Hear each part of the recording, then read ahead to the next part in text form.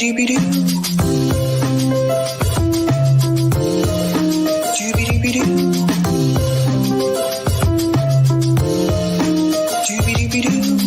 host, Sabrina Salvati.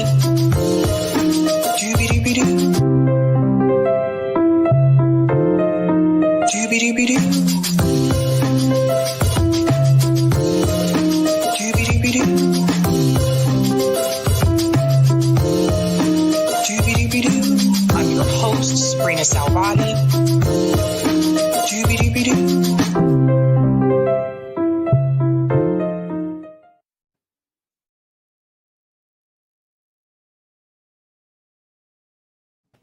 All right. Happy Monday, guys. Welcome to Sabs podcast. I'm your host, Sabrina Salvati.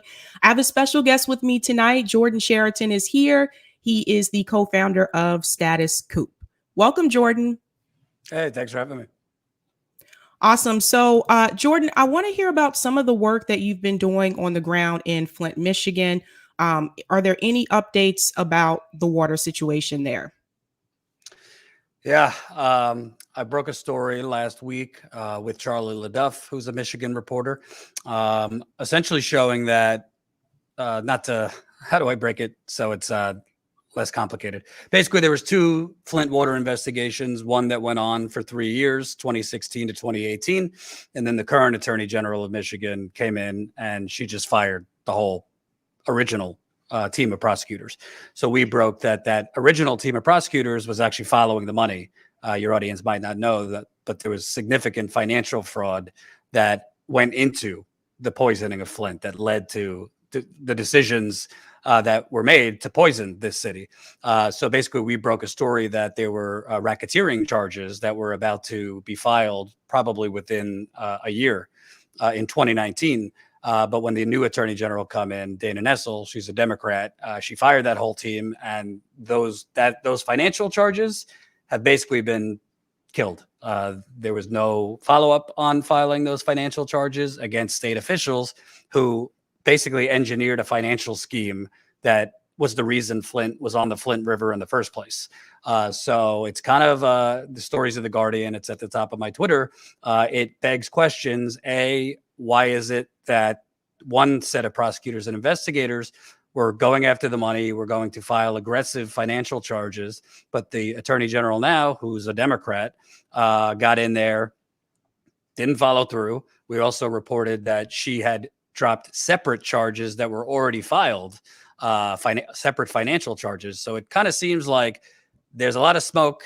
There's Wall Street, by the way, was involved. JP Morgan and Wells Fargo, they funded this new pipeline that Flint was going to join, which is the reason Flint went on the Flint River. The Wall Street banks issued the bonds so that Flint could join a new water system. And while that new water system was built, Flint was going to temporarily use the Flint River until that pipeline was built. So you have the financial fraud that seemed to die and nothing was done about it. And then the ongoing water crisis. The media has long ago declared this over, but I've been there nearly 20 times. I talk to residents all the time. I was just there 6 months ago.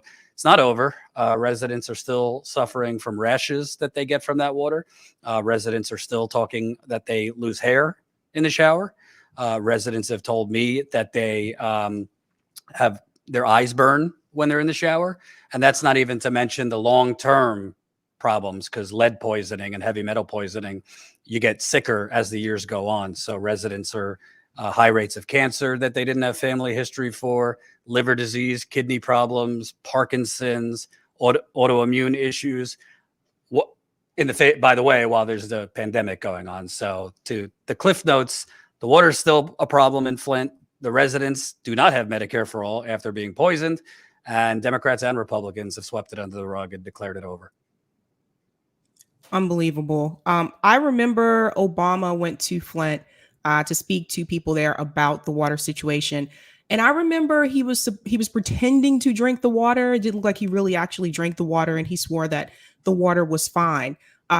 You have been there on the ground. What have some of the residents said about Obama's visit when he came there and spoke to them? And how do they feel just overall, from your opinion, about Democrats in office? Yeah, if you go to Flint and start talking Obama's name to people, you're not going to be met kindly.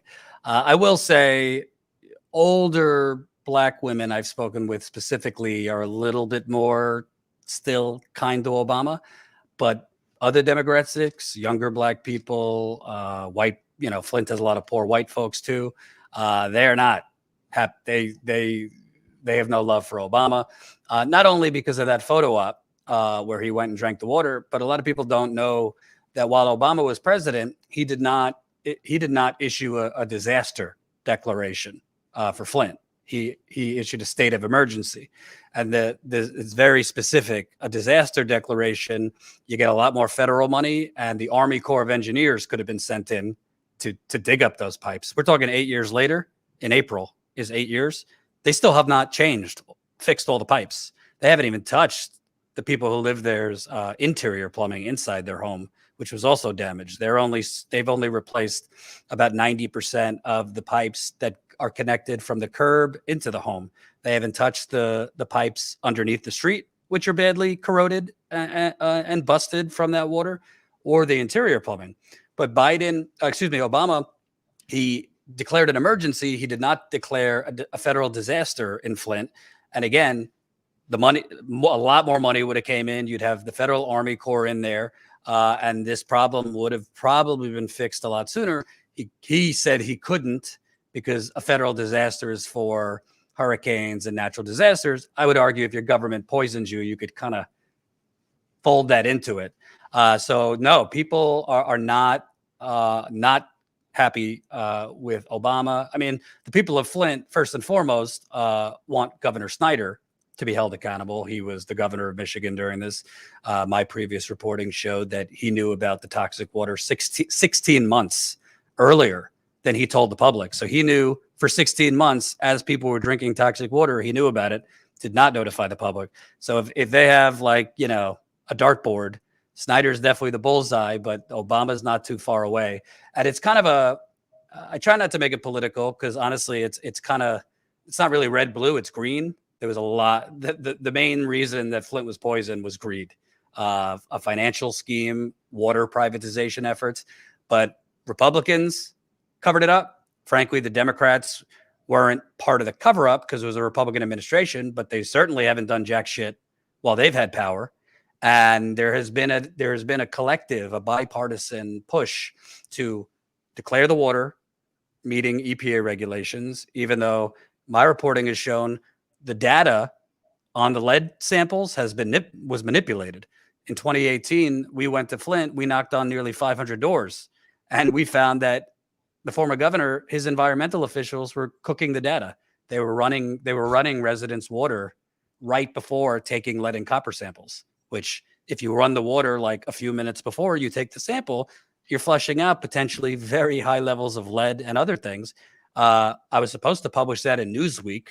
I was trying to get in a bigger outlet to get more eyeballs. They killed it the day before. Newsweek. So there's been a collective effort to declare the water safe, to say, no, the water's fine. It's now just a trust issue. And you don't even have to be from Flint. I think a lot of people think this is just about Flint. You got to realize what happened in Flint. There are a lot of other cities with water problems, not for the exact same reasons that Flint was poisoned, but the financial scheme that went on in Flint, it's going on in a lot of communities. Governments that are broke are issuing bonds, which is government basically issuing money that investors will get interest that the government will have to pay back. And a lot of these bond deals are fraudulent.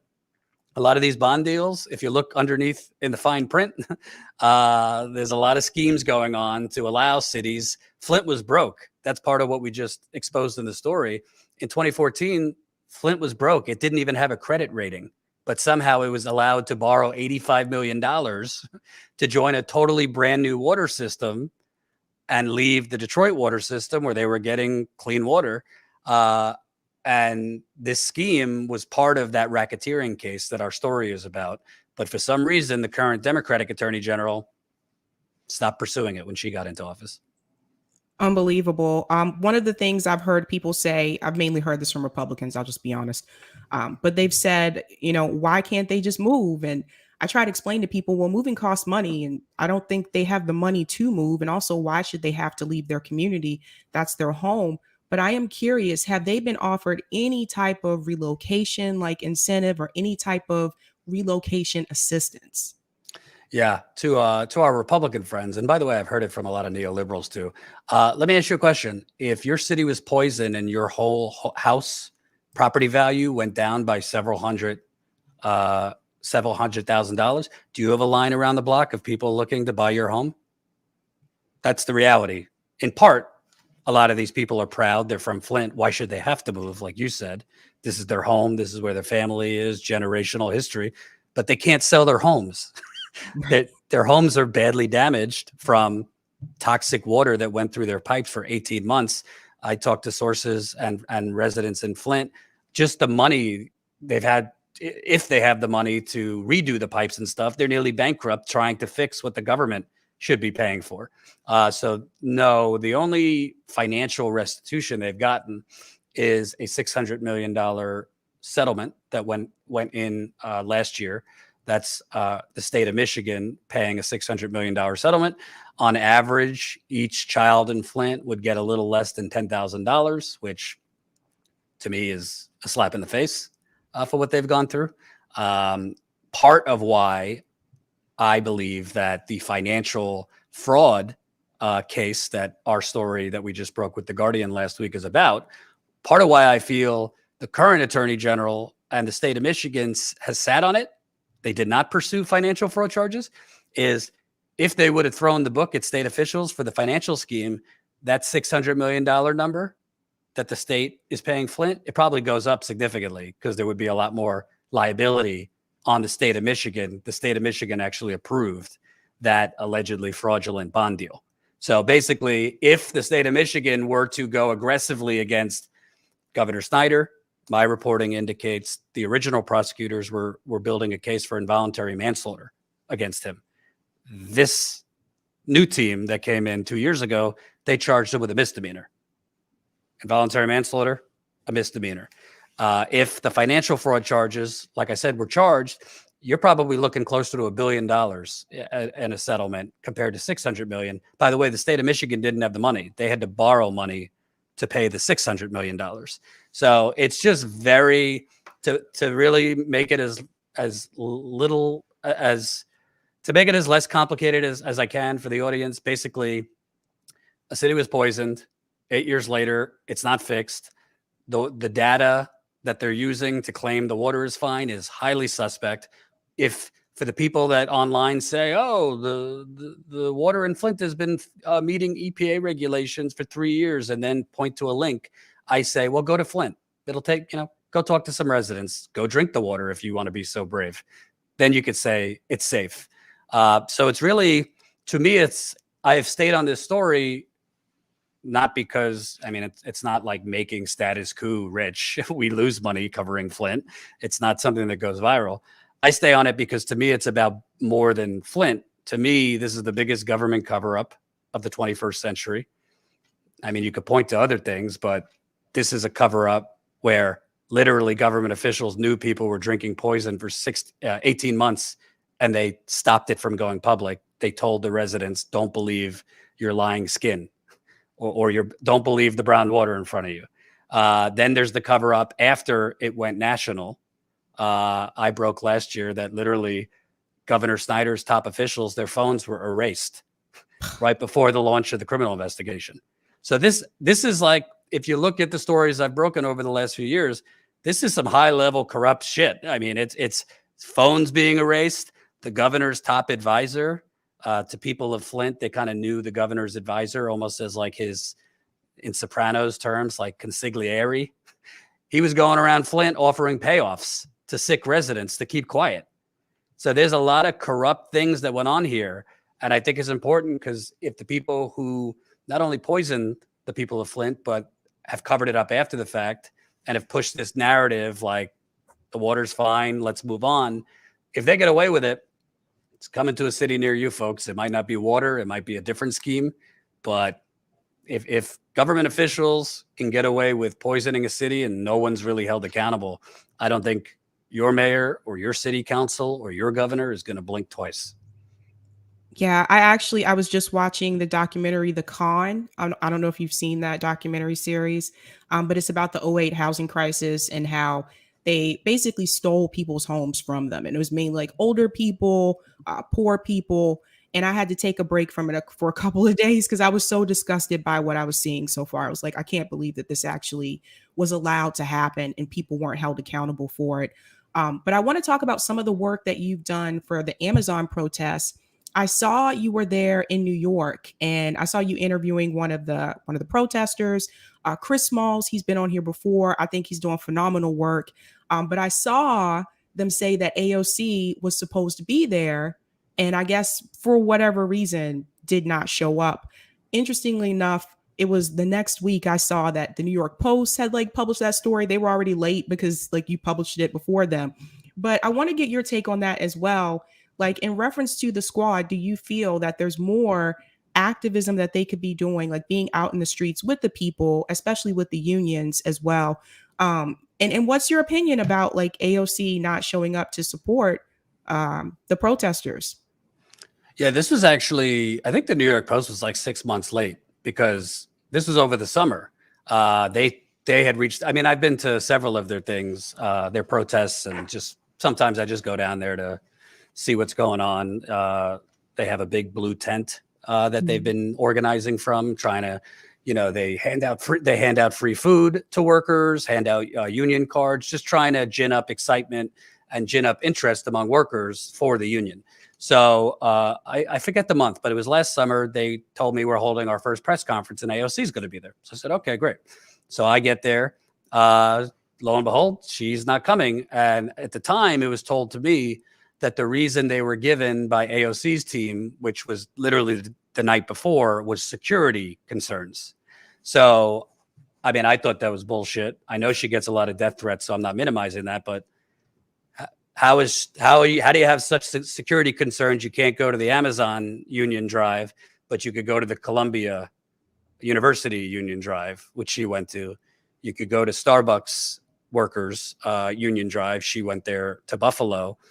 She does public stuff. So obviously, yeah, there might be some threats that I don't know about, but it didn't make sense to me why she couldn't go outside the Staten Island warehouse to stand for 10 minutes, because obviously that draws media attention, which they need. So to me, it just did not ring true. That was the reason. I've had some conversations with some of the workers that,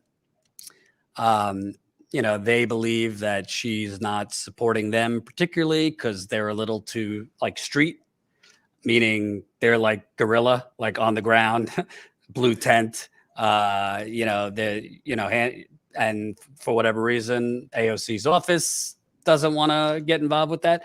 I don't know if that's true. What I do know is it doesn't make sense to me why she doesn't represent Staten Island. That's not her district, but whatever. She's a New York congressperson. She's New York.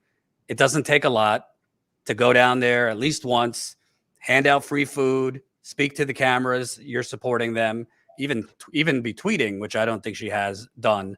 So I think that's a major failure because at the end of the day, Amazon's got, we're talking hundreds of millions of dollars just for PR, just for public relations people to lie. And they lie to journalists all the time, marketing people, those wonderful commercials that everything's wonderful and they pay for people's school and everybody at Amazon's so happy. So the union, they don't have any of that. They just have, themselves and solidarity and, canvassing and organizing outside the warehouse. So if you get somebody like AOC to show up, to urge people to support you on social media, to come to one or two of your events, to call out the union busting that's been going on, because I've seen it. It's like nothing I've ever seen what Amazon's doing to the workers trying to organize in New York. That makes a big difference. Why she's not doing it, I have no idea, but she should be called out. To the broader point about the squad, I never got into this fraud squad stuff because, like, A, I'm a journalist, but B, like, I just take it issue by issue. I think they are not doing what they said they would do. That's for sure. when AOC said, let's bring the ruckus to the Democratic Party. Well, if this is the ruckus, this is the equivalent of a sleeping pill. To me, and I asked, not that Ro Khanna is officially the squad, but I had Ro Khanna on Status Quo a few months ago, and I asked him, I don't really get it. Like, why aren't you guys in West Virginia holding massive rallies? Like, the Build Back Better plan is very popular in West Virginia. The media can push their bullshit that Manchin has to be this way because he represents West Virginia. But like on the ground in West Virginia, I've been there. It's popular among progressives. It's popular among even conservatives. Yeah, they might be more culturally conservative, but they're economically desperately want these policies. And he kind of just gave me like an empty answer, like, well, I don't really know if that would make a difference. I don't know if Manchin would care. And it's like, well, we certainly know what you're doing now isn't working. So why wouldn't you try something else? And that to me is the biggest failure with the squad. I don't know. I can't say that it's because they're corrupt. I think it's more because they've been seduced by this, like, you got to play the long game fantasy. I think they've been hoodwinked into kind of, do away with like that grassroots activism stuff. Get inside the chamber. Let's foster relationships. If you play the long game, you'll get more of what you want than like, on megaphones outside calling out Pelosi and calling out the leadership. And I think that has been a complete failure because what they're doing isn't working. And I honestly think if they would have went scorched earth 7-8 months ago against Manchin, against Sinema, and frankly, calling Biden out, because Biden abandoned most of the proposals that he had ran on: $15 minimum wage, a public option, $2,000 check, student loan. If you would have started going on offense then, you would have been able to activate a pretty deflated progressive base. You would have been I think people can be activated, but they need kind of the bat signal to go out from leaders. And you don't have that. They won't even go on anybody's shows. And if you challenge them, they kind of have this aura. Well, there's stuff going on behind the scenes. So overall, I think they've not done what they said they were going to do. I think it's been a failure. You do have to compromise a little bit as a politician, but there's compromise and then there's surrender. And right now, it seems like they're not what helped them get elected, which was that gritty grassroots activism. They've kind of left that at the door, and whatever they're doing now is getting us pretty much the status quo. Do you think that they realize that it's turned a lot of people off from like participating in voting at all? Like I've talked to so many people. I know, like me personally, like I think for me, the squad was my last shot. Like that's honestly how I felt. Like after Bernie suspended his campaign, I was like, oh, here we go again. And then I was like, well, we still have the squad. And then to see them just be such a disappointment, not forcing the vote, not like fighting back on some of these other bills, choosing to give the Capitol Police more money. Like for me, after the squad, I was just like, that's it. I'm not voting in the two-party system anymore. And so I'm more looking towards like third party or just sitting this all out. And do you think they realize that the disappointment with them has really pushed people to the point where people are just like, you know what, I'm checked out. I'm not doing this anymore. Honestly, I don't know how connected they are at this point to like the grassroots, because I think they're more connected, or I think they pay more attention to like official progressive groups like Sunrise Movement and Justice Democrats and, whatever other ensemble groups there are. And I think they look more towards groups, and in some of their cases, more towards, am I still getting the same traction from my tweets? I know that sounds silly, but I do believe that's part of what they look at. And I think they're looking less, which is an oversight on their point, on online sentiment, and what people are saying there. So to tell you the truth, I don't know if they know how deflated people are. I think, and that's a pretty big oversight, because it's pretty obvious if you see that there's a lot of people that were like capital B burners who like knocked on doors and made phone calls and gave, the little money they had, that it's a mix right now. People checked out, maybe they want to do more outside electoral politics, activism and direct action. Maybe they just are said, fuck it. I'm done with this. It's all corrupt. So I don't know if they know. And I think that's a problem, because to me, I look at Bernie Sanders and, I appreciate everything he's done. I get attacked for either being too light on him or too loving, being too loving or too critical. So I just try to say, you know what, I appreciate everything he's done, but at the end of the day, you have to look at like right now. And Bernie was the one who said, if I'm elected president, no, the first thing I'm going to do is not go meet with Mitch McConnell and compromise. I'm going to tell him to look outside the window at my army. So I don't know what happened to that, because no, he's not president, but he still had an army, but he chose to basically leave them at the gates and say, well, you know what? Biden is saying he'll work with me, so it's more important that I'm diplomatic to Biden, that I don't go after Biden publicly, that I don't go too scorched earth against the Democratic Party, because that will get me more, or get my movement, I'm speaking for Bernie, more. Well, I've called Bernie naive in 2016 and 2020, and this is like beyond naive. The guy, for everything Bernie has done to basically, put duct tape over his mouth and be a team player, Biden just mocked him again at his press conference. So it's kind of like between Bernie and the squad, I don't like to throw the baby out with the bathwater. I don't think you should just forget that millions of people got involved in the first place because of him. But if you're not going to fight now, then you have to wonder, well, why are you still in there? Because he's not activating the progressive base, and it's not all on him to do it. But I even think these progressives in the House, the squad, or whatever you want to call them, they take a lot of their signals from Bernie still.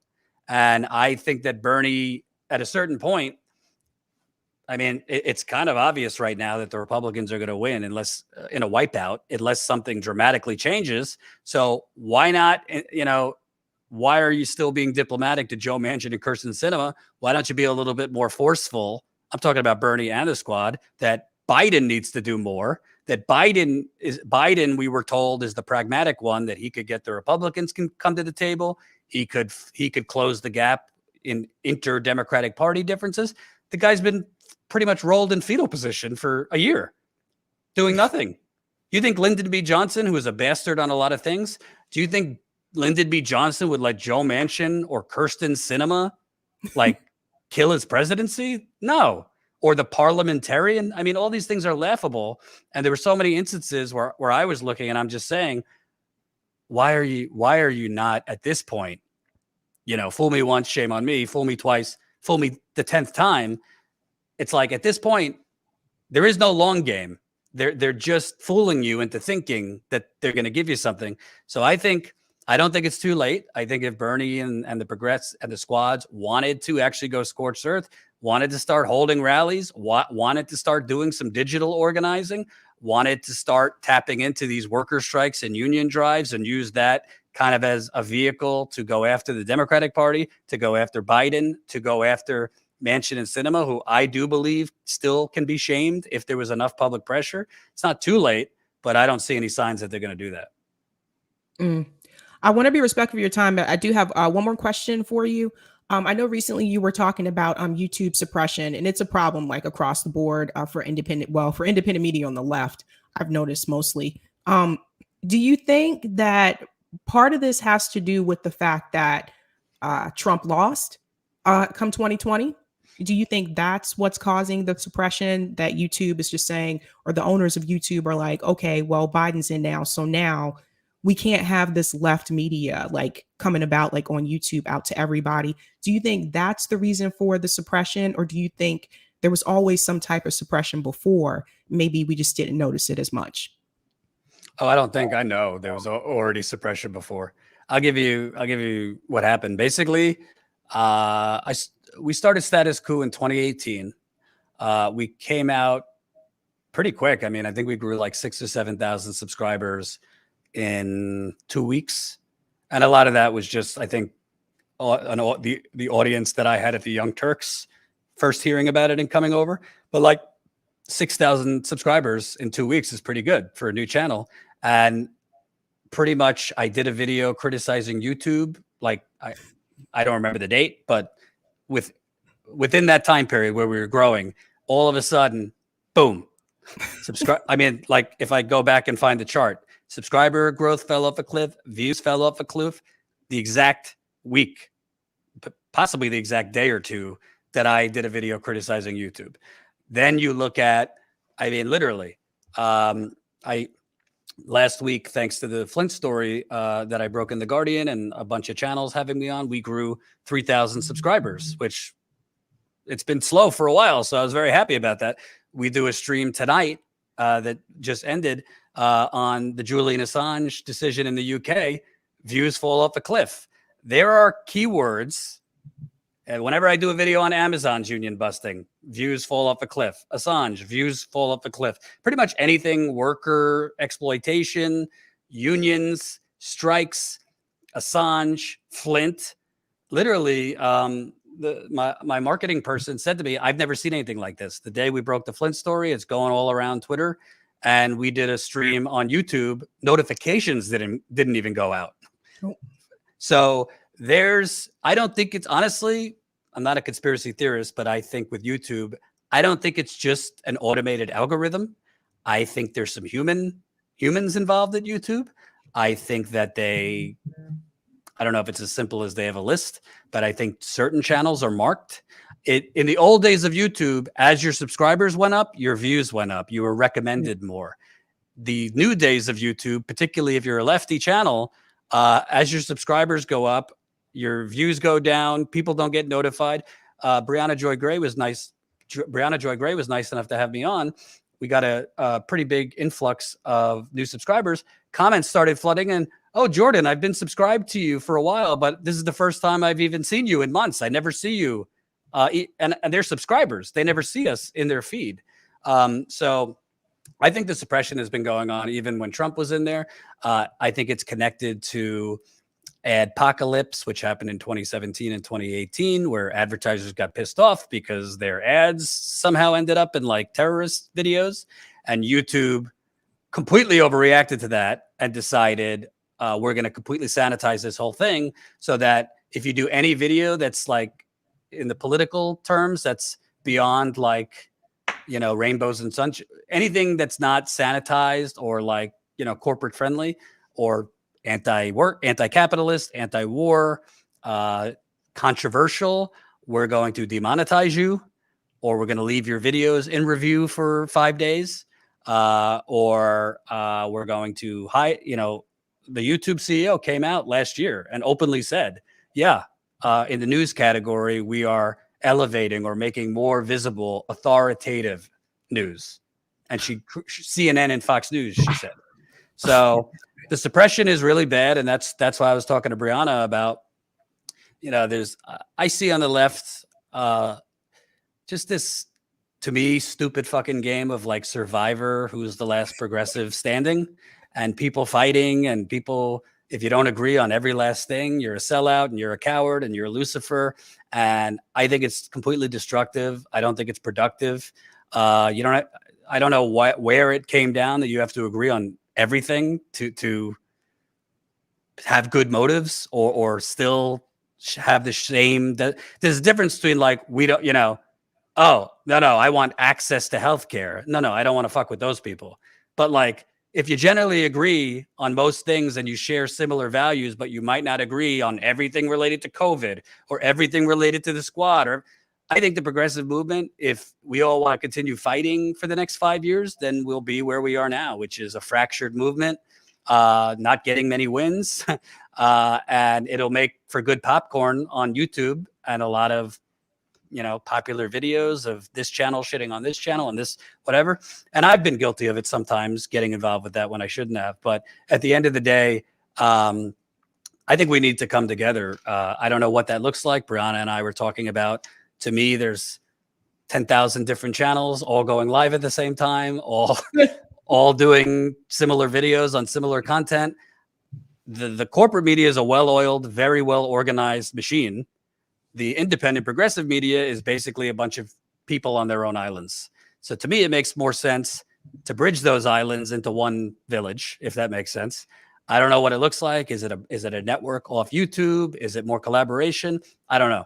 But right now, I think what's going on in independent media is a lot of just egos and stupidity. And, I also think for audiences, like people, whether it's Status Quo or other places, like this mentality, like unsubscribe because you're not feeding me what I already believe 24/7.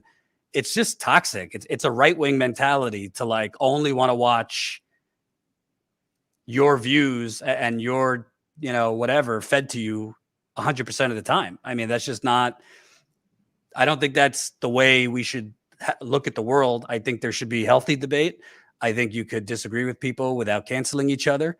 So yeah, that's kind of my long-winded answer. YouTube is definitely, I think suppression is the wrong word. YouTube has rigged its platform.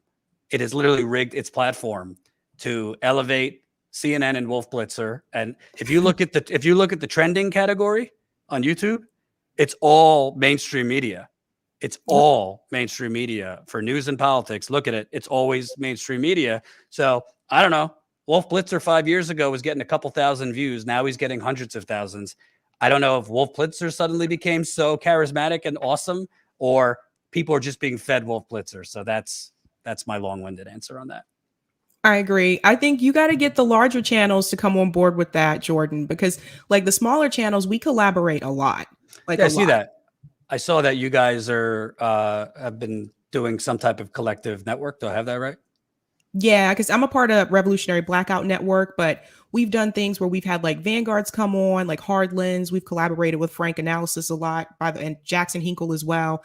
And I can tell the difference between the numbers as well. Like I'm seeing Jackson Hinkle debate people like Vosh, and he's about to debate Sam Cedars. So this will be a test for you guys watching. I want to see what the numbers end up, what his subscriber count is after that debate, because I know it's going to be streamed on both channels. But you're debating all these like big names, and he streams like all the time. So it's very clear to me that people should have more subscribers than what they have. So we collaborate a lot, like with the smaller channels. But I think you'd have to get the larger channels on board with that, Jordan, because I think they're lit in their own lane. I really do. I mean, I'll be honest with you. I do appreciate last week. A lot of those channels had me on. If they didn't have me on, they at least covered the story. But that's not even easy. I mean, it's tough for me. It's tough for me when I'm on the ground covering something important to even get those larger people to even retweet it, let alone cover it. So I think it is what you said. I don't know the reason. I don't know if it's egos. I don't know if it's just like, human nature. Like, hey, I got almost 1 million views, so why 1 million subscribers? So why am I going to fuck with those people? But I think I'm not like ascribing any negative motives, but I think a lot of the larger channels, however they got to where they are, and in many cases they were able to grow for like 5-6 years before YouTube changed its algorithm. So they had a head start when there was like an even playing field. But even those larger channels, I believe, need to look at it. All right, you might be larger, but the way things are going on YouTube, you might be really affected as the years go on. I mean, Kyle Kalinske, who has almost 1 million subscribers, he's talking about it all the time, how suppressed he is, how his subscribers' views have been cut in half. So to me, and beyond just views and that kind of stuff, you have to look at it just from like the purpose of this project, right? We all, with a microphone, want to be heard. But the purpose, I believe, for me at least, is to change things, is to improve things. So do you do that better when you're all cannibalizing each other on separate islands? Or do you do that better where you come together as some type of cohesive, whether it's a network or collaboration or more boosting of each other? Because to me, listen, I've been on the ground for 6 years. I don't think people truly understand the power of the corporate media, because I've seen it. I mean, I'll give you an example. I was just blown away. I mean, I constantly feel like I'm in an alternate reality. I mean, I was at Standing Rock seeing Native Americans shot at while they were banging drums and dancing and singing and, peaceful. And it was like a war zone all around me. rubber bullets and tear gas and grenades were shot in some cases, and freezing rain. I mean, fascism straight up. And then I'd go back and like look at the TV at the casino hotel, and like CNN is amping up Trump's tweets at the time. So the power of the corporate media to numb the masses to what's really going on, to distract the masses from what's really going on, to misinform the masses about that's just one example, by the way. That's just Standing Rock. There's a whole lot of other examples. But basically the power of the corporate media to create an alternative reality for what's important. Because every time I show my parents who are not left-wing people, other people in my life, friends, family, people I meet on the road, when I show them the Amazon stuff I cover or Flint or this and that, pretty much 9 out of 10 times the first reaction is, why isn't the rest of the media covering this? So most people, when they are exposed to what's going on, have two reactions. They're either pissed, shocked, pissed, and what can I do? But how do you inform the masses? And that's where I think a more collective coming together is warranted. And the problem with that is egos and high school fights and stupidity. I don't agree with all things. Some of the peoples you just listed, I don't agree with a lot of things they say and do. But at the same time, I also don't think the progressive movement should be like this fucking remake of Mean Girls and cliquey and stupid. So yeah, I think that those bigger channels you talked about, for sure, because I'm not really like a bigger, I mean, I'm bigger per se in subscribers, but I'm not where like Kyle or Breaking Points or a lot of those are. But at the end of the day, if you want to actually counter the corporate media propaganda, if you want to reach more non-lefties, because I think the goal should be to move more people that are not where you or I are right now, you have to have an organized network that could be informative and entertaining. Agreed. We got to kill the guilt by association. Some people won't come on here, Jordan, because they were like, you talked to Jimmy Dore. And I was like, okay. I'm like, are we in high school? Like, really? Oh. Yeah, no, I mean, I personally, for me, my mentality now is the report for what I do and Status Quo does. The most important thing is to get the reporting and the stories out. So, you know, to me, you might talk to Jimmy or other people that I don't agree with all the time, or I don't like what they're doing. But at the same time, why should that affect whether I come on with you? That I don't know anything about you, you know? So if you talk to Jimmy, okay. But I'm not going to choose not to get the story on Flint or other things that I cover out because you might talk to some people I don't like. And I really think also, let's just keep it real. A lot of these hosts that are fighting with each other are doing it because it gets them clicks. I'm just being honest. I mean, a lot of these hosts, I mean, you look at some of their, not that they're bad people, but it's like a drug. When you see something's working on YouTube and your views are going up and your subscribers are going up, you're going to keep going back to that. And maybe more important stories kind of fall through the wayside. So a lot of people have been guilty of that, where they are spending weeks at a time. You look at their videos, it's all like all caps against this channel or this host, or, you know, and I just say, you know what, we all want lighter entertainment sometimes, but let's also not forget why we got into this. And that's to highlight to me that we live in the United Corporations of America, that there's a controlled demolition of the working class, which Black people were never part of, by the way. Indigenous people, you know, still, you think things have gotten better since Standing Rock? No. There's a whole lot of stories. Like, for example, tonight, I knew if I did a stream on Julian Assange and the UK High Court ruling that he could appeal, it was not going to do well. I knew that. I did it anyway because I just think that's the most important topic to cover today, because I think press freedom and the fight for freedom of the press and Julian Assange is one of the most important topics. I chose to do it when I knew it wouldn't do well. I think we all need to keep covering things, you know, not saying only cover things that are not going to do well, but also if we came together as a cohesive body, you could get a lot more eyeballs on those topics, because there's ways to work around that YouTube suppression when you're coming together, bigger channels, smaller channels. So yeah, bottom line, whatever. I don't particularly love what Jimmy's doing right now, but that's not going to stop me from talking to someone like you. And I think that's where we need to get. I think there needs to be less, canceling each other and more like, how do we actually get shit done? Well said. Jordan, thanks so much for coming on. Yeah, thanks for having me. I appreciate it. See ya. Bye-bye. All right, honey buns. I know I have some starred comments here. I want to say shout out to James Seaver for becoming a Sabby YouTube member. Welcome, James. Aspen Fallen, what is up? Thanks so much for the super chat. Quit my toxic, emotionally abusive job of 11 years today, Sabby. Sabby, you were my catalyst and role model. Thank you from the bottom of my heart. So happy to be part of the great resignation too. Oh my God, Aspen Fallen, congratulations. Everyone give Aspen Fallen a huge applause and shout out in the chat for quitting her job. Guys, we're not taking it anymore. We are not taking this anymore. Shout out to the Red Precarian. I'm 58. I have voted Democratic Party since I was 21. I am done with the Democratic Party.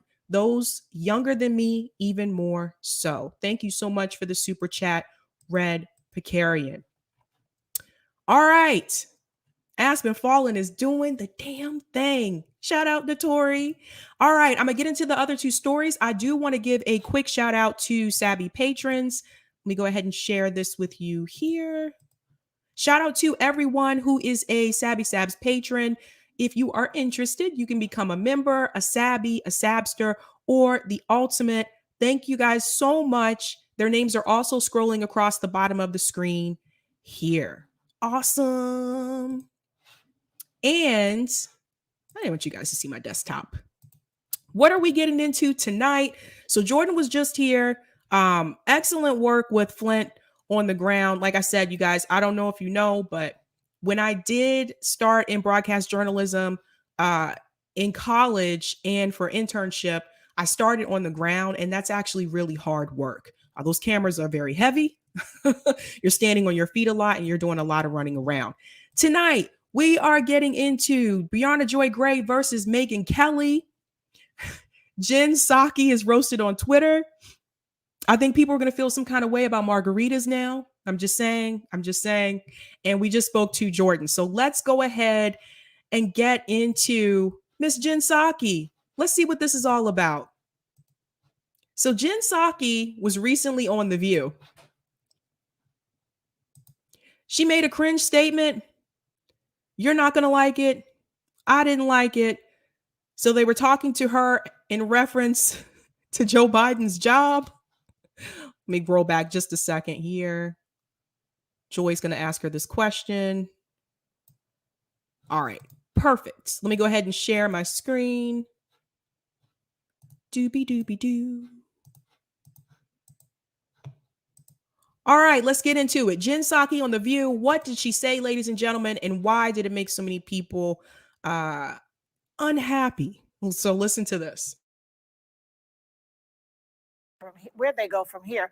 Please welcome White House Press Secretary, the lovely and talented Jen Psaki. Hello, Jen. Hi, Joy. Great to see you all. You too. I enjoy your press conferences so much. So I do. What you should advertise when they're going to be on more, though. People need to know when you're going to be there, as more than they are. Okay, we'll work on it. Do that. We'll work on it. More, we'll put it out more. All right. So 1 year in, the president has had big achievements, like I said, like his bipartisan infrastructure bill, 6 million plus jobs added, lower child poverty. But he's also faced some major challenges to his presidency and disunity in his own party. So what is the biggest lesson he has learned so far? And, what is he going to do going forward? Well, you heard him talk about this a little bit the other night, which is that he's ready to get out there in the country. He wants to be engaging more with people, talking to people who agree with him, who disagree with him, and telling more of the story of what we've accomplished, but also the work we have to date. I mean, today's the first day of the second year of his presidency, and we know there's a lot more work to do. But as you just touched on, Joy, we're also pretty proud of everything you said, but also the fact that 210 million Americans are vaccinated. That's a good foundation. Now we've got to stay at it and get the things done we haven't gotten done yet. Hey, Jen, Lindsay Davis here, of course, as you know all too well. I'm sorry. She says now we have to stay at it and do the things that we haven't gotten done yet. Shouldn't those have been more of a priority? I don't know, like universal health care, canceling student loan debt. I don't know, raising the minimum wage, giving Americans a living wage. Shouldn't that have been priority? It seems like to me her main focus is, oh, well, yeah, there's the jab. We got that done. But anyway. Earlier this week, the Senate once again failed to pass voting rights protections, with Democrats Joe Manchin and Kyrsten Sinema joining all Republicans in rejecting changing the filibuster rules. The president has said that he was disappointed but not deterred. So where do you see a path forward at this point? Well, the path forward is we have to keep fighting. Look, I think this week has been frustrating, devastating, angering, all of those things. And everybody who's been fighting for this, there's so many activists across the country who have been so central to getting to this point. I mean, just a year ago, there were more people who were opposed to filibuster changes in the Senate. So we've made some progress on that front, but we've got to stay at it. So again, focusing on things that I feel are not a sense of urgency. The jab and getting people to come out and vote. This is where their focus is at. Never mind all the people who are unemployed, unhoused, people who don't have health insurance in this country, who are getting sick, who are getting medical bills, especially since the pandemic, that they cannot afford. They are focused on voting. They want you to go out and vote more and vote harder. That's what's important to them. Here we go. My advice to everyone out there who's frustrated, sad, angry, pissed off, feel those emotions, go to a kickboxing class, have a margarita, do whatever you need to do this weekend, and then wake up on Monday morning. We got to keep fighting. And what that means, Lindsay, is we have to keep talking to members. I'm sorry. What was that again? What was that? One more time. She feels that this is how you are going to feel better, ladies and gentlemen. Advice from Jen Psaki. Here we go. Go to a kickboxing class, have a margarita, do whatever you need to do this weekend, and then wake up on Monday morning. We got to keep fighting. And what that means, Lindsay, is we have to keep talking to members about federal legislation. That's essential. That's something that can be permanent, that can make sure people's rights are protected. Feel those emotions, go to a kickboxing class, have a margarita, do whatever you need to do this weekend, and then wake up on Monday morning. We got to keep fighting. So Jen Psaki believes in her little world that if you are disappointed with Joe Biden's presidency, if you are upset and frustrated with what Joe Biden is doing, that you need to go sign up for a kickboxing class and have a margarita. And what kind of sick bubble does she live in? Couple of things. The fact that she believes that everybody can afford to take a kickboxing class, problem. That's a problem. The fact that she believes that you having a margarita is going to make you feel better about what's going on in this country, is going to make you feel better if you are unhoused, is going to make you feel better if you don't have health insurance, is going to make you feel better if you're not making a living wage. This is the bubble that she lives in. This is a class issue. Because in her world, this is what people do. When they have a bad week and things aren't working out, they go to a kickboxing class on the weekend. They go have a margarita. And when Monday morning comes, they are all set. This is what people do in her group. This is what I was telling you about the class issue. She really believes this. She really believes that if you do those things, you're going to feel better. She doesn't stop and think that the majority of Americans can't afford to have a kickboxing class. Those classes are not cheap. I know, I looked them up before. She believes, she doesn't understand the majority of Americans can't go take a kickboxing class because they can't afford to. This goes back to the living wage issue.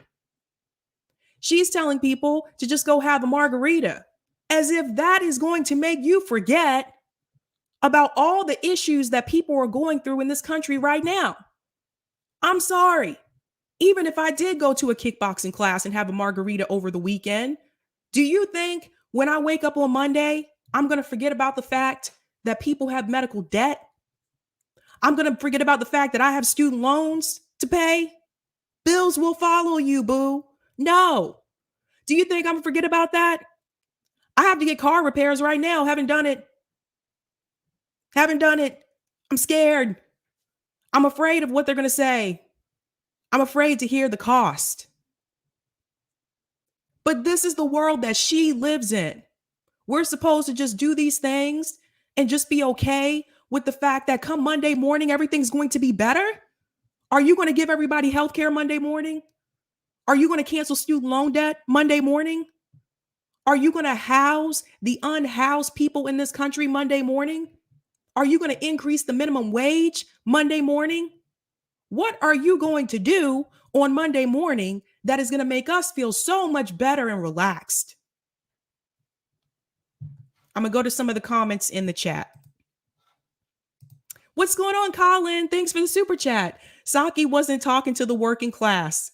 She was talking to the upper class elites. See what I was telling you guys about the class issue? They don't live in our world. They don't understand. This is what they do. Let's go have brunch. Let's go have a mimosa. Drink our troubles away and we'll be fine. Valerie said, gamer, I got put in Twitter jail for retweeting Jen telling to drink margaritas and saying she wants us to drink ourselves to death. I see the censorship is strong with this one. That's ridiculous. Twitter has become extreme, huh? Sorry to hear that, Valerie. That's ridiculous. Razal the Great says, this woman makes me miss Huckleberry Sanders in her twitchy left eye. Oh my God. No Sarah Sanders. No Sarah Sanders. A tree says kickboxing classes and Peloton bikes for all of us. Yeah, this is what kind of world they think we live in. Shout out to the Red Precarian for the super chat. I'll get right on that and use my frequent flyer miles and have liquid lunch in Paris. Oh, if only, as if. Really? Really? Nobody checked her on this, on The View? Nobody? Aspen Fallen says belly dance classes are way cheaper than martial arts classes. I didn't know that. That's good to know. She believes that this is going to make you feel better about your situation in this country. Let me tell you guys a little secret. Exercising is really good for you. Yes, exercising does give you endorphins. Sometimes people will say, if you have a bad day, to go work out. And that's something that I used to do. Like if I had a bad day, I'm like, I'm just going to go to the gym, going to run on the treadmill, going to go for a walk. And it does help. But listen, if you're broke, you always remember that you're broke. If you're poor, you always remember that you are poor. Somebody taking you out for a margarita doesn't change that. And I feel like this is what people like Jen Psaki don't seem to understand. They live in la la land. Those things work for her and people that are part of her class. Because the issues that a lot of us are fighting for in this country don't affect them. Do you think Jen Psaki has to worry about medical debt? Do you think Jen Psaki has to worry about student loan debt? Do you think Jen Psaki has to worry about having health insurance? No, she's covered. They don't need these things. So those little suggestions that she made for people like her, they work out just great. If you're struggling in this country, people, all you need to do is go to a kickboxing class and have a margarita. That'll fix it all. That'll fix it all.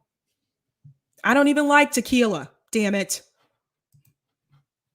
I'm ready whenever you are, Eric. You guys are probably like, Sabrina's so silly. I can't believe I'm so silly. Really silly tonight. All right. Shout out to Roger Meadows for the tip on Rockfin.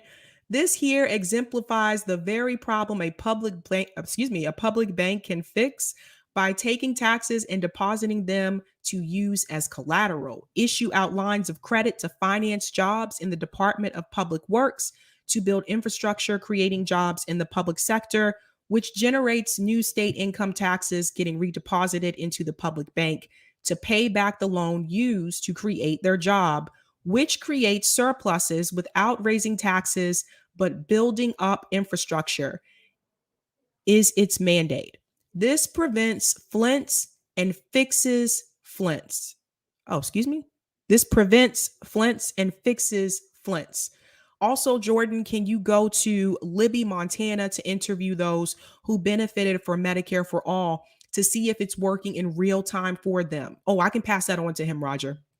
Picked up a customer earlier this morning, taking her to her job at News Corp as she works for the show Fox and Friends. I'm so sorry, Roger, you had to go through that.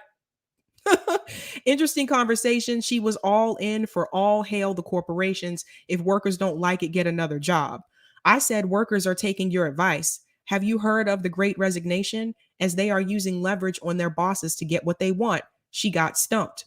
I told her your older audience is shrinking and passing on to the afterlife while YouTube is kicking your ass.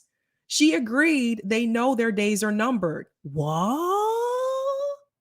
Strange 2 days before that, I picked up an MSNBC producer. That was a long conversation. That took a while. I turned off the app and went through the entire shebang on my thoughts on why MSNBC sucks, but he understood being from somewhere in the middle of the country. Not to mention, he did not have respect for the late, great Ed Schultz and agreed Maddow destroyed her credibility, Russiagating. He had no idea about how those base really or now feels about AOC and the squad was all mind-blowing to him. But I ain't got the dough to tell you the entire conversation. But I did say, y'all need to get out of the country and talk to people or just go to South Bronx and Brooklyn. Wow, Roger. Roger, you know what? Roger is educating people on the road. Shout out to Roger Meadows. That is awesome. Yeah, Gamer for Life said Roger Meadows always leaves great super chats. It's true. Yes. Shout out to Roger. Like, guys, see, this is what it's going to take. Roger's, driving, ride share, just doing his job and picking up people who are in corporate media. And while he's working, he's educating them about, obviously, what it seemed very clear to me, the working class people in this country, which they do not seem to know.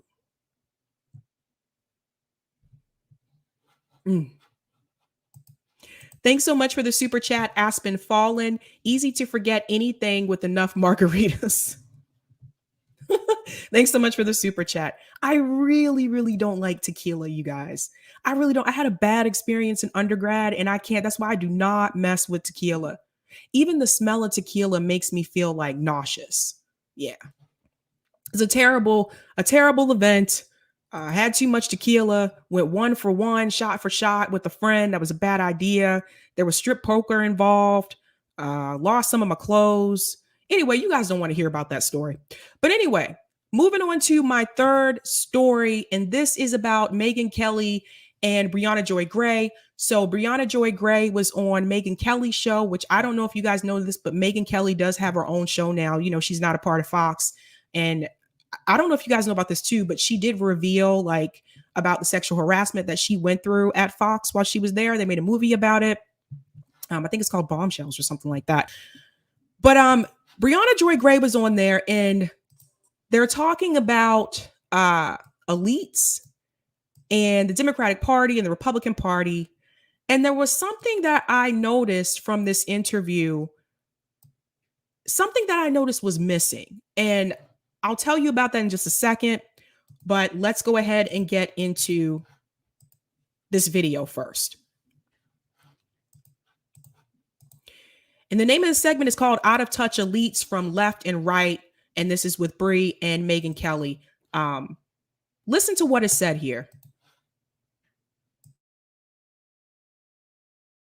You had like what's happening now with the Dems. You had this elitist, more establishment group of, with all due respect to Mitt Romney types, who were, sort of seemed perfect on paper to become president or, be a leader, but really were not connecting with the masses, with the Republican working class, the Democrat working class, couldn't get those Reagan Democrats back into the fold. And then we had Trump come on the scene and just completely blow everything up. And he did connect with them. And that's how he won. And now it's like the Democrats are the party of the elite, the Harvard educated, we know better than you. And they don't seem all that worried like they used to be about how people are doing in the unions and whether they're earning, a real livable wage, and listening to their real complaints, as opposed to being like, shut up and vote Democrat. That's what's good for you. So I'm going to chime in here. What Megyn just said right there, and I agree with Megyn on that point. She's right. Like, Democratic Party has become the party of the Harvard elite. They're not really connecting with working class people. And the Democratic Party used to be for the working class, or whatever you want to call it. But and no, yeah, it has changed. It is pretty much the party for the Harvard elites, Goldman Sachs. So she is right about that. I do agree with that. But that is still not the main issue. But I'm going to tell you that in a minute, and I'll let the video play. Well, there are real structural reasons as to why this has happened, right? There is no party in America that is truly invested in the welfare and growth and strength of unions the way there used to be. Union rights were decimated over the course of the 70s and 80s by Republican administrations. And third wave neoliberal Democrats didn't do much to step in and save them in the 90s and 2000s. And so now one of the most powerful groups that could stand in defense of workers no longer has the political traction that it used to. At the same time, rules surrounding the influence of money in politics have been corrupted to the extent to which the polls show, a Princeton study from a few years ago showed that there is almost no relationship, none, between the preferences of American voters and politicians, because the predominant preferences that are expressed, that get through to politicians, are those from lobbyists and special interest groups. And that's not helping anybody of any political party or affiliation. So again, I agree with Bree here. She's right. Like, they're not listening to the working class people. They're listening to people who are more so, lobbyists and special interest groups. But again, that's still not the root issue. I'll go back in.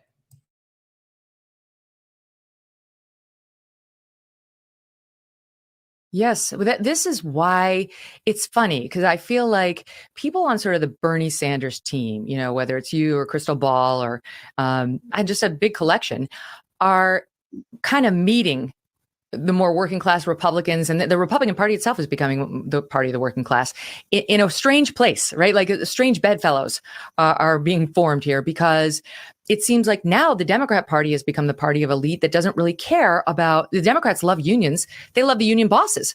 They don't care about the actual workers. Otherwise, they'd be handling it a lot differently. Well, I would be really clear about this. Republicans are winning no awards here. It's a race to the bottom. And the Republicans hate unions altogether.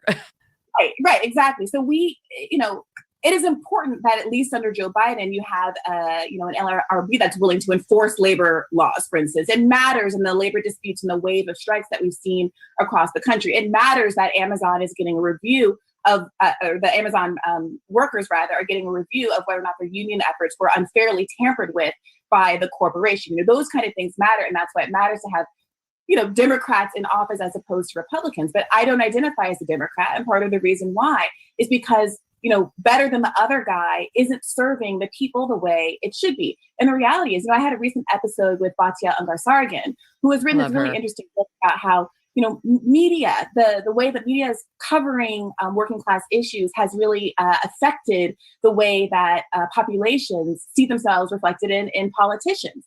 And she has a really interesting and important account about how the failure of kind of populist media has resulted in what we have today. But one thing that her studies and her charts in her book reveal is that there is an incredibly elite readership on the right as well.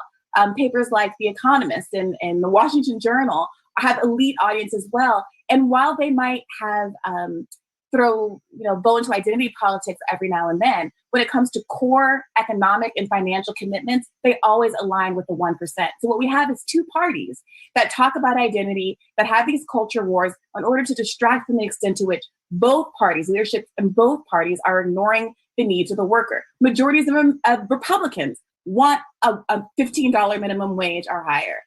Florida voted for a $15 minimum wage at the same time it voted for Donald Trump to be president by 60%. 60% of Florida voters wanted a $15 minimum wage. And as upset as I am that Joe Biden hasn't fought for it, I'm infinitely more disappointed in Republicans who are categorically ignoring what their base wants as well. Okay. And I'm glad that Bree brought it back to that point, because sometimes you have to be careful when you go on to a conservative show, because obviously they're going to say bad things about Democrats. They're going to say bad things about the left. And I do not consider Democrats and the left to be the same thing. I consider Democrats to be liberals. I consider leftists to be further left than liberals. But you do have to be careful when you go into these conservative shows, because you know that they are going to say bad things about Democrats and about leftists, and that you may agree with, that I agree with. Like the things that Megyn Kelly said, I do agree with. But you always have to bring it back to the fact that Republicans are also guilty of doing these same things. And I'm glad that Bree did that, because it can be easy to just kind of agree with the criticisms of the left and the Democratic Party and not bring in the criticisms of the right as well. So I'm glad that she did that. However, that is still not the root issue. Yes, these things that they are saying, all of these things are happening, but we're not hearing the why. Hang on, I'm still going to tell you. I mean, I am with you on the need to take a hard look at why people who are working very hard cannot get ahead in this country anymore. The diminishing American dream is a real thing. And we need to be honest about that and how systems need to change. Why do we have these like oligarchs like Jeff Bezos now, right? Like these people at the top of these massive companies who are just swimming in billions of wealth while their workers are toiling away making crap. I mean, they have no lives. They can't see their families. They don't have good vacations. They don't understand why they have to sacrifice yet another day with their kids so that Jeff Bezos can have yet another home. I get that. I totally get that.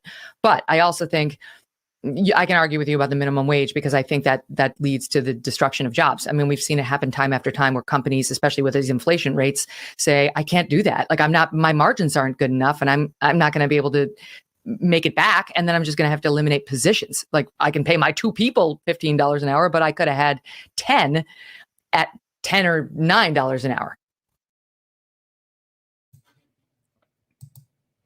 So Megyn Kelly says that she gets that. She understands that. But I do want to remind you that Megyn Kelly is a millionaire. So again, this is where the class issue comes back in.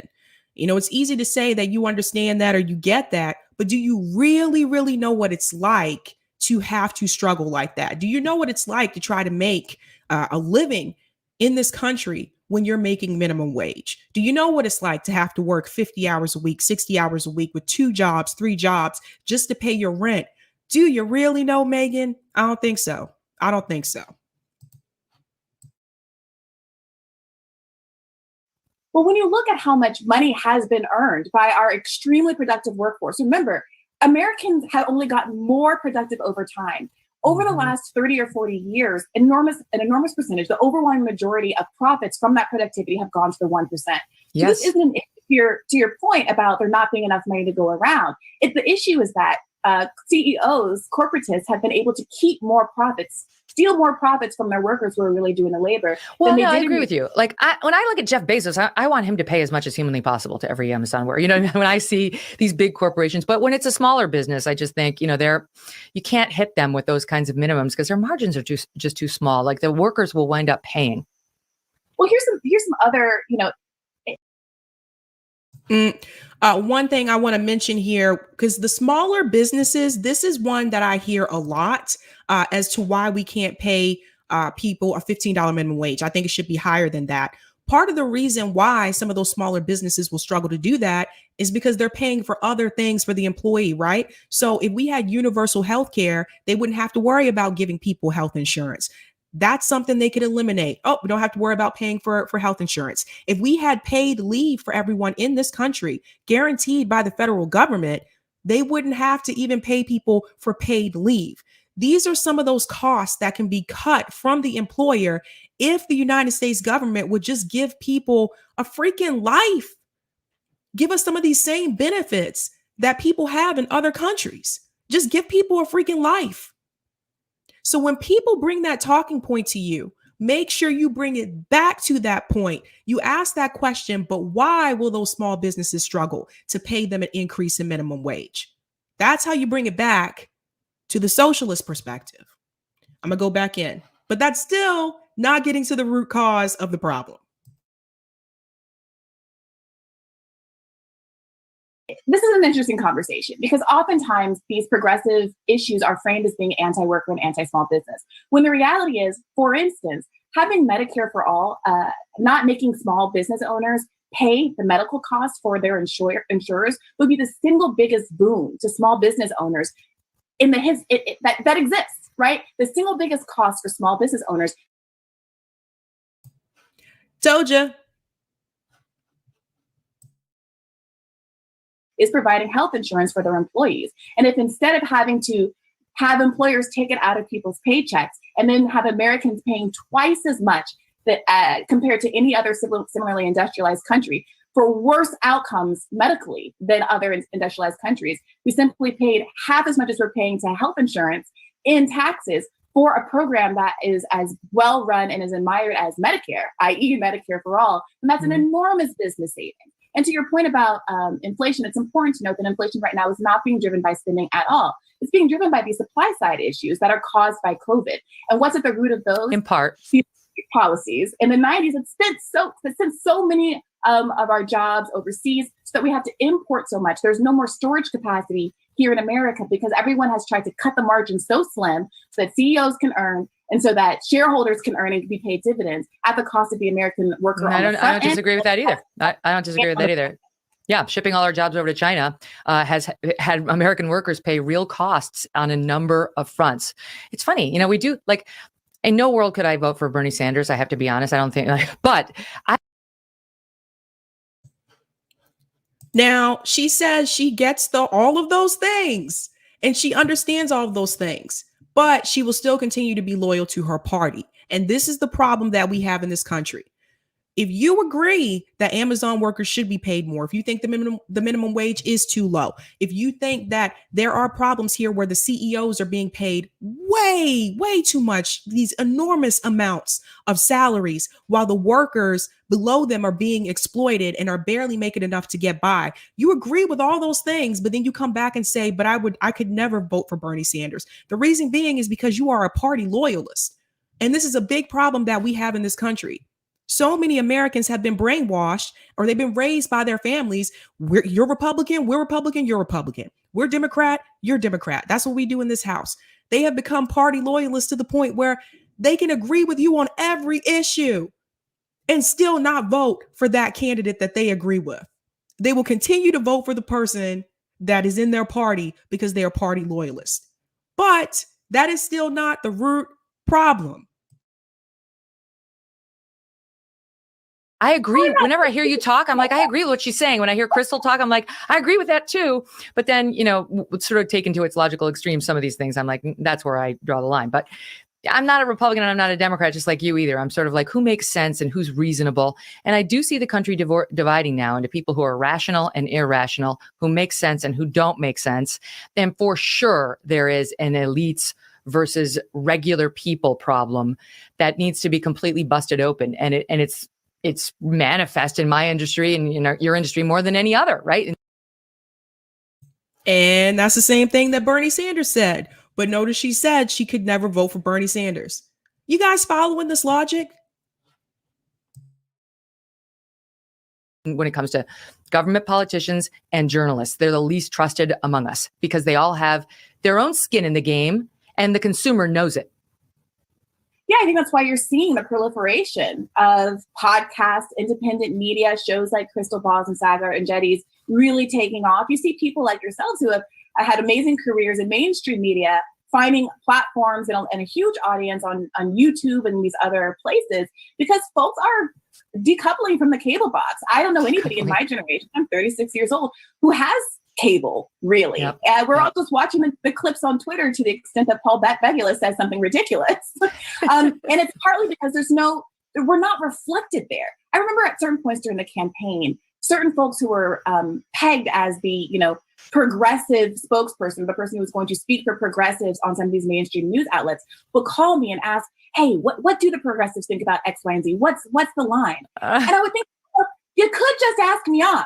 You could just ask what the thousands of people who are out here writing articles for progressive outlets, independent news media, all of these people who have these podcasts and this whole infrastructure, you could just let them on your network, but that's not how it works. And many of us have been officially or unofficially blacklisted, and the viewers notice. The viewers notice that they're not reflected and they're looking elsewhere. Okay. We're going to get to root cause here, ladies and gentlemen. There's a couple of things I want to note. The main thing I noticed from that conversation is that there was a focus on the party issue instead of focusing primarily on the class issue. Because regardless if you have political parties in this country or not, let's pretend we did not have political parties. Let's pretend those disappeared. We would still have the class issue. Jeff Bezos would still be Jeff Bezos. Bill Gates would still be Bill Gates. Mark Zuckerberg would still be Mark Zuckerberg. And Elon Musk would still be Elon Musk. This is why I tell people oftentimes you have to look beyond left versus right, and you need to look at the class issue. Now, there was one word that was not mentioned that entire discussion. Ladies and gentlemen, I kept asking you, but what is the root cause? The root cause is not Republicans. It's not Democrats. The root cause and the root problem is capitalism. That is why these things are taking place. That is why you have corrupt politicians. You have politicians that can be bought. This is why you have CEOs doubling and tripling their salary during a pandemic while the workers have been laid off or underpaid or overworked, barely getting breaks or had their breaks removed from them, which caused so many workers in this country to go on strike. This is the reason why the people at the bottom that work for these organizations are constantly exploited. This is the point that you have to drive home. These things are happening not because of Democrat versus Republican. It's not because of Trump. It's not because of Trump versus Biden or Trump versus Hillary. It is solely because of capitalism. That is the main problem. And until you root that out, we will always have these issues. I will say this again. Even if we did not have political parties in this country, we would still have billionaires. We will still have JP Morgan. We will still have Wachovia. We will still have Wells Fargo. We will still have Goldman Sachs. So when people try to put it solely on the parties, this is how people get confused. This is how people stay divided in this country. This is why we are always pitted against each other, because we are focusing on the fact that so-and-so is in this party and I'm in this party. So we can't cross paths.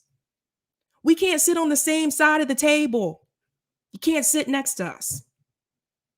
This is the problem. And I'm hearing them talk about CEOs getting paid more. I'm hearing them talking about the minimum wage. But at the end of the day, the root cause is capitalism.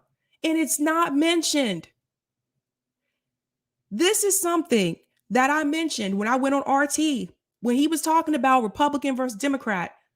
I've always brought it back to capitalism. When I appeared on that show, the show is Crosstalk. You can see it on my channel. I think it's the pinned video. I brought it back to capitalism. I said at the end of the day, we are all being exploited by capitalism. That's what this is about. People don't want to say it. Not enough of us are saying it. And I don't know if people are afraid to say it because they're afraid that they're going to be called a socialist or a communist. And those words can scare people, or those words can make people feel uncomfortable. Now, we talked about this last night about people feeling uncomfortable. Maybe it's time for people to feel uncomfortable. Maybe it's time to wake people up in this country. We have to drive this back home. I'm going to show you just how bad capitalism can be in this country. Let me go to my sheet. Put my link in here. Hold on. I have a document that's going to show you what capitalism looks like. Where did that document go? One second. This is why it's not good for me to send things to myself. This is why.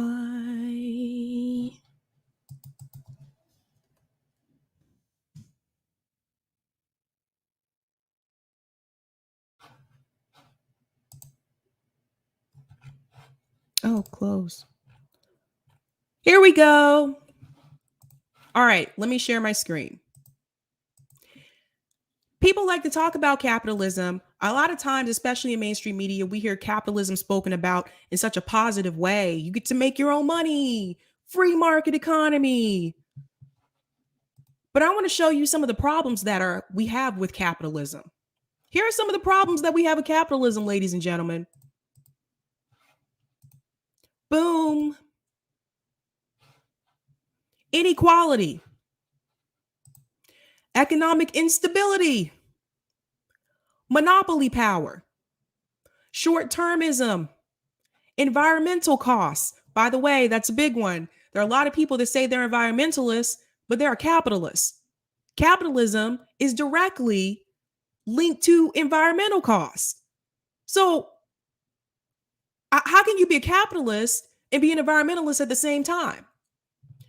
Immobilities. Monopsony. I can't pronounce it correctly. Sorry. These are some of the problems that we have with capitalism in this country. Inequality. The benefits of capitalism are rarely equitably distributed. Wealth tends to accrue to a small percentage of the population. Now, this goes back to what Bernie was talking about when he mentioned the top 0.01%. Financial instability and economic cycle. Capitalism relies on financial markets, shares, bonds, money markets, but financial markets have a tendency to cause booms and busts. I'm not going to read the whole thing for you guys. I can put the link in the chat later. Monopoly power. In a free market, successful firms can gain monopoly power. This enables them to charge higher prices to customers. Supporters of capitalism argue only capitalism enables economic freedom. But the freedom of a monopoly can be abused and consumers lose out because they have no choice. Monopsony. Monopsony is market power in employing factors of production. For example, firms can have monopsony power in employing workers and paying lower wages. This enables firms to be more profitable, but can mean workers don't share the same level of proceeds as the owners of capital. We see this in the workplace. Immobilities. In a free market, factors of production are supposed to be able to easily move from an unprofitable sector to a new profitable industry. However, in practice, this is much more difficult. A farmer who is made unemployed cannot just fly off to a big city and find a new job. Look, me and Jordan was just talking about this. When I asked him, are people in Flint being offered any type of relocation assistance? Environmental cost and externalities. In capitalist economies, there is limited government intervention and reliance on free markets. However, market forces ignore external costs and external benefits. Therefore, we may get overproduction and overconsumption of goods that cause harmful effects to third parties. This can lead to serious economic costs, pollution, global warming, acid rain, loss of rare species, external costs that damage future generations. So where are all my climate activists out there right now? If you're a climate activist, if you're an environmentalist and you're seeing this right now, how can you still be a capitalist? Think I got one more left. Encourages greed and materialism. You don't say. The nature of capitalism is to reward profit. The capitalist system can create incentives for managers to pursue profit over decisions which would maximize social welfare.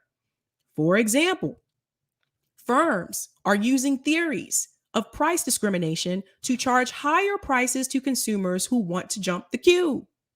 This makes sense from the perspective of maximizing profit. However, if we have a society where the rich can pay to jump a queue at a fairground or pay to see congressmen quicker, it erodes social norms and a sense of fair play. I am putting this link for you in the chat. You can read this more yourself. This is highly important, and more people need to mention this. People on the left, we need to be talking about this. It's capitalism. That's the problem. It's not who you put in office. It's not who you voted for half the time. It's not what you're doing at your job. It's not the fact that you are, like what you're doing at your job. It's not the fact that if you can't get promoted, that's not your fault. Sometimes it's not even your employer's fault. It's capitalism. The reason why we have food deserts in this country, for those who don't know, a food desert is a community that does not have a grocery store. And we have them all across this country. We have them right here in towns in Massachusetts where there's no grocery store. And so people have to get their food from CVS and Walgreens, or they have to hopefully have a car and enough gas money to drive to the next town over that has a grocery store and then go grocery shopping. But if you don't have those things, you are subjected to the crap food at Walgreens and CVS. It is more common than you realize. People talk about this sort of thing, this food inequity in other countries, and they call them third world countries. By the way, they're not third world countries. A lot of times they're rich in resources. We just steal them. But they don't talk about those inequities right here in the United States. So we have food deserts here. Why? Capitalism. This is why I tell people you have to talk about the money. And I have a money story tomorrow night, which you are not going to like. You are not going to like. Yeah, I think I put the link in the chat, Eric. It's all about the money. When we think back to why isn't the squad doing what they said they would do? Capitalism. Who are they connected to? Who are they talking to?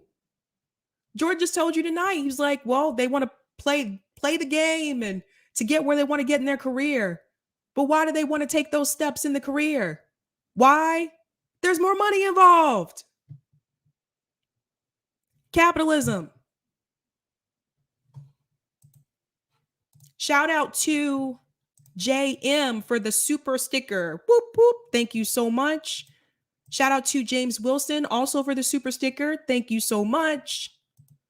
She's black. That brown liquor is something else. Oh my God. No, I can't mess with that stuff. No tequila, no rum. No. Bad experiences. That's when you see Sabby Gone Wild. If you remember Girls Gone Wild, you guys remember that? Sabby Gone Wild. Marcus Cage is in the house. I'd love to interview Roger one of these days. Roger Meadows, I hope you heard that. I tried to get him, Marcus. He didn't want to come on camera.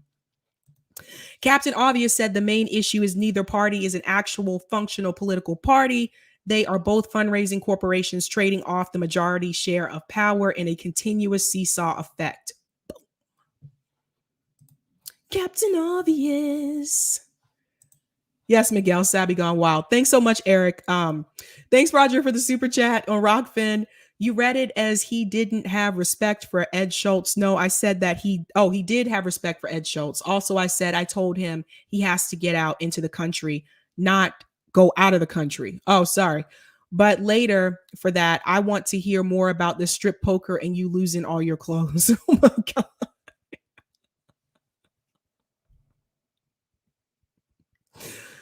Oh, all I can say is Sabby was 21 once. That's all I can say. Thanks so much for the super chat. Oh my God, I'm stumbling now. Thanks so much for the tip on Rockfin, Roger. Wow, Kelly got to the left of my customers on unions and workers talking about Bezos and his workers.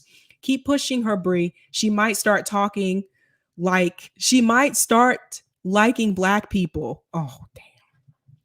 Minimum wage law that permanently sets is above fair market, rent, cost of living and inflation, levy wage tax on large cores to give to small/mid-sized businesses to cover 85% to 100% of labor costs for every full-time worker and part-time student hired. Sab, you heard it from me first last year and probably nowhere else. Abolish all political parties so this party loyalism BS can end. Create the narrative, then put as ballot initiatives for voters to vote on this. And this shows that when you put and speak loudly into the ether, it will catch on. Abolish them, abolish corporations, and replace with worker co-ops, charter network of public banks to combat Wall Street and them on the Fed. Thanks so much, Roger. Capitalism. That's what I want you guys to take away from this tonight. This is the problem. This is why nothing gets done. This is why things don't change. This is why all of us can't have nice things, because of capitalism. This is why politicians don't do what they say they're going to do. This is why they can easily be bought. Even the ones who say they take grassroots money, and then you find out that money went somewhere else. I'll be talking about that tomorrow night. But at the end of the day, that's what it comes down to. And I want us to call it out more. But yeah, it is 8:37, guys. So that is my time. Thank you so much for hanging out with me tonight. I hope you learned something tonight. I know sometimes like my thumbnails can be a little like, woo, this is going to be party time. But I try to bring in serious elements. I like to educate people. Thanks so much for the super chat, Craig Kidd. Capitalism is slavery light. Pretty much. Basically. Thank you so much for that. This is why we have that 99%. This is why you have a small amount of people at the top that have that concentrated wealth. It's because of capitalism. But what do I know? I'm just Sabby. All right, guys. Tomorrow, I'll be back with news. Wednesday night, the funky academic is going to be here. We're going to have a pretty cool discussion about what we need to do in terms of coming together in this country. Do we come together on the class issue? Do we come together on the racial issue? Can we mix both of those issues together, or can we not? And I want to hear what he has to say about that. So should be pretty cool time. So other than that, guys, have a good night. Keep up the fight.